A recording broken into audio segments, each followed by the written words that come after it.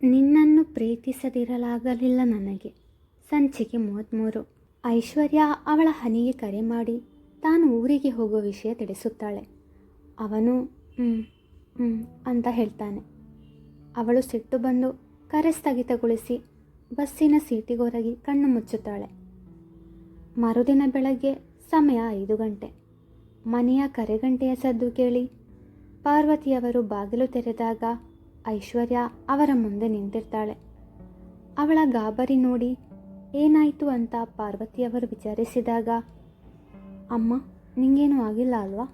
ಇದೇನಿದು ಬೆಳಗ್ಗೆನೆ ಬಂದು ಈ ಥರ ಕೇಳ್ತಿದ್ಯಾ? ಅಮ್ಮ, ಪಪ್ಪ ಫೋನ್ ಮಾಡಿ ಬೇಗ ಮನೆಗೆ ಬಾ ಅಂದರು. ನಾನೇನಾಯಿತೋ ಏನೋ ಅಂತ ಬಂದುಬಿಟ್ಟೆ. ನಿಂಗೇನು ಆಗಿಲ್ಲ ಅಲ್ವಾ? ಪಪ್ಪ ಎಲ್ಲಿ? ಮಲಗಿದ್ದಾರೆ. ಗಾಬರಿ ಪಡುವಂಥದ್ದೇನೂ ಆಗಿಲ್ಲ, ನೀನು ಆರಾಮಾಗಿರು.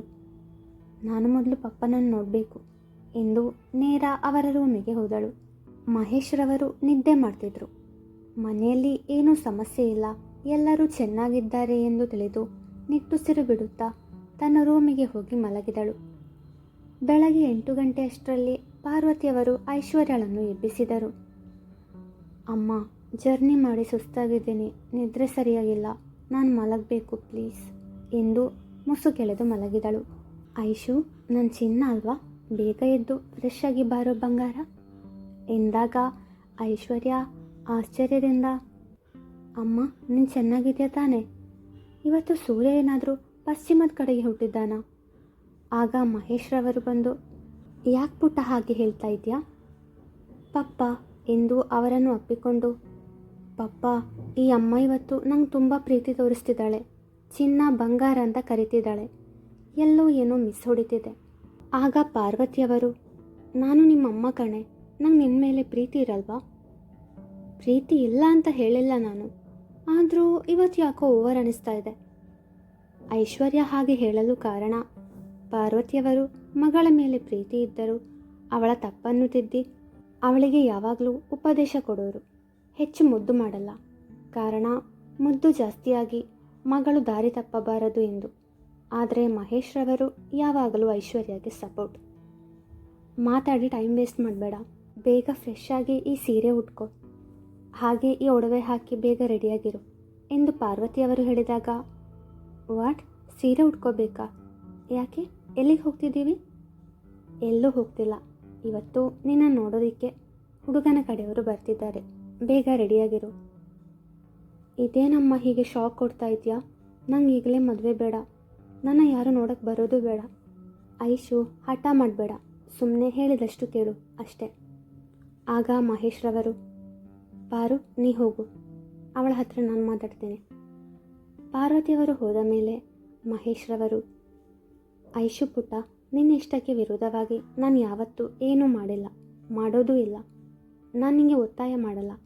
ಆದರೆ ಇವತ್ತು ಅವರು ನಿನ್ನ ನೋಡೋಕ್ಕೆ ಬಂದಾಗ ನೀನು ಅವರ ಮುಂದೆ ಬರದೇ ಹೋದರೆ ನಿನ್ನ ಪಪ್ಪನ ಮರ್ಯಾದೆ ಹೋಗುತ್ತೆ. ಹುಡುಗನ ನೋಡೋದ್ರಿಂದ ನಿಂಗೇನು ಸಮಸ್ಯೆ ಪುಟ್ಟ? ನೋಡಿ ಇಷ್ಟ ಆಗಲಿಲ್ಲ ಹೇಳು, ನಾನೇನು ಹೇಳಲ್ಲ. ಆದರೆ ನನಗೋಸ್ಕರ ಪ್ಲೀಸ್ ರೆಡಿಯಾಗಿರು ಪುಟ್ಟ. ಆಯಿತು ಪಪ್ಪ, ನಿಮಗೋಸ್ಕರ ಬೇಗ ರೆಡಿಯಾಗಿ ಬರ್ತೀನಿ. ಆದರೆ ನನ್ನ ಮದುವೆ ಆಗಲ್ಲ ಆಯಿತಾ? ಹ್ಞೂ ಪುಟ್ಟ ಎಂದು ಕೆನ್ನೆ ತಟ್ಟಿ ಹೋಗುವರು. ನೀವೀ ಮನೆಗೆ ಬಂದಾಗ ಚೇತು ಅದಾಗಲೇ ಮನೆಗೆ ತಲುಪಿ ಸೋಫಾ ಮೇಲೆ ಕಣ್ಣು ಮುಚ್ಚಿ ಕುಳಿತಿದ್ದ. ನೀವಿ ತನ್ನ ರೂಮಿಗೆ ಹೋಗಿ ಫ್ರೆಶ್ ಆಗಿ ಬಂದು ಅಡುಗೆ ಕೋಣೆಗೆ ಹೋಗಿ ಕಾಫಿ ಮಾಡಿ ಬಂದಳು. ಚೇತುಗೆ ಕಾಫಿ ಕೊಟ್ಟು ಅವನ ಪಕ್ಕ ಕುಳಿತಳು. ನಿಂಗೆ ಕಾಫಿ ಎಂದ. ನಾನು ಹೆಚ್ಚು ಟೀ ಕಾಫಿ ಕುಡಿಯಲ್ಲ ಎಂದು TV ಆನ್ ಮಾಡಿ ನೋಡ್ತಾ ಇದ್ಲು. ಚೇತುಗೆ ಸುಸ್ತಾಗಿತ್ತು, ಒಂದು ಕಾಫಿ ಅವಶ್ಯಕತೆ ಇತ್ತು. ಅದೇ ಸಮಯಕ್ಕೆ ನೀವಿ ಕಾಫಿ ಮಾಡಿ ಕೊಟ್ಟಳು. ಅವನಿಗೆ ಖುಷಿಯಾಯಿತು, ಆದರೂ ಕೀಟಲೆ ಮಾಡುವ ಮನಸ್ಸಾಗಿ, ಕಾಫಿಗೆ ಸಕ್ಕರೆ ಹಾಕಿಲ್ವಾ ಎಂದು ಕೇಳಿದ. ಹಾಕಿದ್ದೀನಿ ಎಂದಳು. ಸಿಹಿ ಇಲ್ಲ, ಬೇಕಾದರೆ ನೀನೇ ಕುಡಿದು ನೋಡು ಎಂದ. ಆಗ ಅವಳು ಕಾಫಿ ಕಪ್ ತೆಗೆದುಕೊಂಡು ಅಡುಗೆ ಕೋಣೆಗೆ ಹೋಗಿ ಸಕ್ಕರೆ ಹಾಕಿ ತಂದು ಅವನಿಗೆ ಕೊಟ್ಟಳು. ಸಕ್ಕರೆ ಹಾಕಿ ತಂದೆ, ತಗೋ ಕುಡಿ ಎಂದು ಅವನ ಕೈಗಿಟ್ಟಳು. ಅವನು ಪೆಚ್ಚಾಗಿ ಕಾಫಿ ಕುಡಿದ. ತುಂಬ ಸಿಹಿಯಾಗಿತ್ತು. ಒಂದೇ ಗುಟುಕಿಗೆ ಕುಡಿದು ಕಪ್ ಖಾಲಿ ಮಾಡಿದ. ಅವನು ಮನಸ್ಸಲ್ಲೇ, ಕಾಫಿಗೆ ಸಕ್ಕರೆ ಇತ್ತು ಕಣೆ ಪೆದ್ದಿ, ಸಕ್ಕರೆ ಇಲ್ಲ ಅಂತ ನಿಂಗೆ ಕುಡಿಸಿ ನಾನು ಕುಡಿಯೋಣ ಅಂದ್ಕೊಂಡೆ, ನೀನು ಚೈಲ್ಡ್ ಕಣೆ ಚೈಲ್ಡು. ಸಕ್ಕರೆ ಹಾಕಿ ತಂದು ಕುಡಿಯೋಕ್ಕಾಗದ ಹಾಗೆ ಮಾಡಿದೆ. ಒಂಚೂರು ರೊಮ್ಯಾಂಟಿಕ್ ಸೆನ್ಸ್ ಇಲ್ಲ. ನನ್ನ ಗತಿ ಮುಂದೆ ಅಯ್ಯೋ. ಅವನ ಮಾತು ಕೇಳಿತೇನೋ ಎಂಬಂತೆ ಟಿ ವಿ ನೋಡುತ್ತಿದ್ದವಳು ಅವನ ಕಡೆಗೆ ತಿರುಗಿ ಕಣ್ಣಲ್ಲೇ ಏನು ಎಂದು ಕೇಳಿದಾಗ, ನಾನೇನು ಹೇಳಿಲ್ಲ ಅಲ್ವಾ? ಏನೋ ಹೇಳಿದ ಹಾಗಾಯಿತು. ಹ್ಯಾಲುಸಿನೇಷನ್ ಎಂದ. ನಿನ್ನ ನಾರ್ಮಲ್ ಆಗಿರೋ ನನ್ನನ್ನು ಹುಚ್ಚಿ ಮಾಡೋ ಪ್ಲ್ಯಾನಾ? ಇನ್ಮುಂದೆ ಹ್ಯಾಲುಸಿನೇಷನ್ ಅಂತ ಹೇಳಿದ್ಯೋ ಎಂದು ತೋರು ಬೆರಳು ತೋರಿಸಿ ಅವನ ಹತ್ತಿರ ಬಂದು ಕಣ್ಣಲ್ಲಿ ಕಣ್ಣಿಟ್ಟು ಹೇಳಿದಾಗ, ಹೇಳಿದರೆ ಏನು ಮಾಡ್ತೀಯಾ? ಹೇಳಿ ನೋಡು, ಆವಾಗ ಗೊತ್ತಾಗುತ್ತೆ. ನಿಂಗೆ ಹ್ಯಾಲುಸಿನೇಷನ್ ಹ್ಯಾಲುಸಿನೇಷನ್ ಹ್ಯಾಲುಸಿನೇಷನ್ ಎಂದ. ಅವಳು ಅವನತ್ತ ಸಿಕ್ಕಿದ ವಸ್ತುಗಳನ್ನೆಲ್ಲ ಎಸೆದಳು. ಅವನು ಹಾಲ್ ಪೂರ್ತಿ ಓಡಿದ. ಅವಳು ಅವನ ಹಿಂದೆ ಓಡಿದ್ಲು. ಅವಳು ಕಾರ್ಟೂನ್ ಚಾನೆಲ್ ಆನ್ ಮಾಡಿದ್ಲು. ಇವರಲ್ಲಿ ಓಡ್ತಾ ಇರುವಾಗ ಟಿ ವಿಯಲ್ಲಿ ಟಾಮ್ ಜೇರಿನ ಅಟ್ಟಿಸಿಕೊಂಡು ಹೋಗ್ತಿತ್ತು. ಓಡಿ ಓಡಿ ಸುಸ್ತಾಗಿ ಸೋಫಾದಲ್ಲಿ ಕೂತ್ರು. ಸೂರ್ಯ ಆವಾಗಲೇ ಬಾಯಿ ಮಾಡಿ ಹೋಗಿ ಚಂದ್ರ ಹಾಯ್ ಎಂದು ಆಕಾಶದಲ್ಲಿ ಬಂದಿದ್ದ. ನಮ್ಮ ಜೋಡಿಗಳಿಬ್ಬರು ಊಟ ಮಾಡಿ ಅವರವರ ರೂಮಿನಲ್ಲಿ ನಿದ್ದೆ ಮಾಡ್ತಿದ್ರು. ಮಧ್ಯರಾತ್ರಿ ಸಮಯ 12 ಗಂಟೆ. ಚೇತು ರೂಮಿನ ಬಾಗಿಲು ಡಬಡಬ ಎಂದು ಬಡಿಯಿತು. ಗಾಢವಾದ ನಿದ್ದೆಯಲ್ಲಿದ್ದವನಿಗೆ ಅದು ತಿಳಿಯಲಿಲ್ಲ. ಪುನಃ ಜೋರಾಗಿ ಬಡಿದಾಗ ಅವನ ನಿದ್ರಾಭಂಗವಾಯಿತು. ಮೊಬೈಲ್ ತೆಗೆದು ಸಮಯ ನೋಡಿದಾಗ ಗಂಟೆ 12:05. ಇಷ್ಟೊತ್ತಿಗೆ ಯಾರಪ್ಪ ಬಾಗಿಲು ಬಡಿತಿರೋದು ಎಂದು ಬಾಗಿಲು ತೆರೆದಾಗ ಒಂದು ಕಪ್ಪು ಆಕೃತಿ ಅವನ ಮುಂದೆ ನಿಂತಿತು. ಅದನ್ನು ಕಂಡವನೇ ಆ ಎಂದು ಜೋರಾಗಿ ಕಿರುಚಬೇಕು ಎಂದು ಅಂದುಕೊಂಡನಾದರೂ ಶಬ್ದ ಹೊರಗೆ ಬರಲಿಲ್ಲ. ಭಯದಿಂದ ಬಾಗಿಲು ಹಾಕಲು ನೋಡಿದಾಗ ಆ ಆಕೃತಿ ಅವನನ್ನು ದೂಡಿ ಒಳಗೆ ಬಂತು. ಆ ಆಕೃತಿ ಯಾರು ಅಂತ ಗೊತ್ತಾಗಿರಬೇಕು ಅಲ್ವಾ? ಹೌದು, ಅದು ಬೇರೆ ಯಾರೂ ಅಲ್ಲ, ನಮ್ಮ ನೇವಿ. ತಲೆಗೆ ಮುಸುಕು ಹಾಕಿ ಬಂದಿದ್ದಳು. ನಿದ್ದೆಗಣ್ಣಲ್ಲಿ ಅವನಿಗೆ ಅದೊಂದು ಕಪ್ಪು ಆಕೃತಿಯಂತೆ ಕಂಡಿತು. ರೂಮಿಗೆ ಬಂದವಳೆ ಬಾಗಿಲು ಹಾಕಿ ಪೂರ್ತಿ ಮುಸುಕೆಳೆದು ಮಲಗಿದಳು. ಆದರೆ ಅವನಿಗೆ ಏನೊಂದು ತಿಳಿಯದೆ ನಡುಗುವ ಕೈಗಳಿಂದ ಮೆಲ್ಲನೆ ಮುಸುಕನ್ನು ಎಳೆದಾಗ ಅವಳು ಅಮ್ಮ ಎಂದು ಕಿರುಚಿದಳು.